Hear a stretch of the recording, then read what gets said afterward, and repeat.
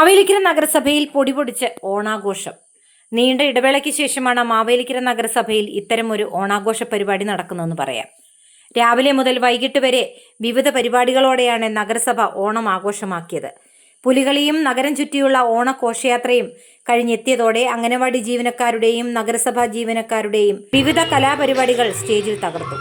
ഓണസദ്യയ്ക്ക് ശേഷം കസേരകളിയും വടംവലിയും പോലുള്ള നാടൻ കലാപരിപാടികൾക്ക് ശേഷം പ്രൊഫഷണൽ ഗാനമേളയോടെയാണ് ഓണാഘോഷ പരിപാടികൾക്ക് സമാപനമായത്. ഇതിനിടെ ഓണപ്പുടവ വിതരണവും നടന്നു. ഓണാഘോഷത്തിന്റെ ഉദ്ഘാടനം ആകാശവാണി മുൻ പ്രോഗ്രാം ഡയറക്ടർ മുരളീധരൻ തഴക്കര ഉദ്ഘാടനം ചെയ്തു. നഗരസഭാ അധ്യക്ഷ ലളിത രവീന്ദ്രനാഥ് അധ്യക്ഷയായി. നഗരസഭ വൈസ് ചെയർമാൻ കെ ഗോപൻ സ്വാഗതം പറഞ്ഞു.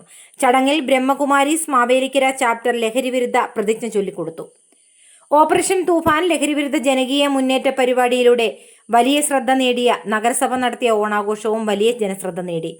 നഗരസഭാ chairperson Lalitha Raveendranath, vice chairman K Gopan, വിവിധ സ്റ്റാൻഡിംഗ് കമ്മിറ്റി അധ്യക്ഷന്മാർ, വാർഡ് കൗൺസിലർമാർ, നഗരസഭാ ജീവനക്കാർ, അംഗൻവാടി ജീവനക്കാർ തുടങ്ങിയവർ പരിപാടിക്ക് നേതൃത്വം നൽകി.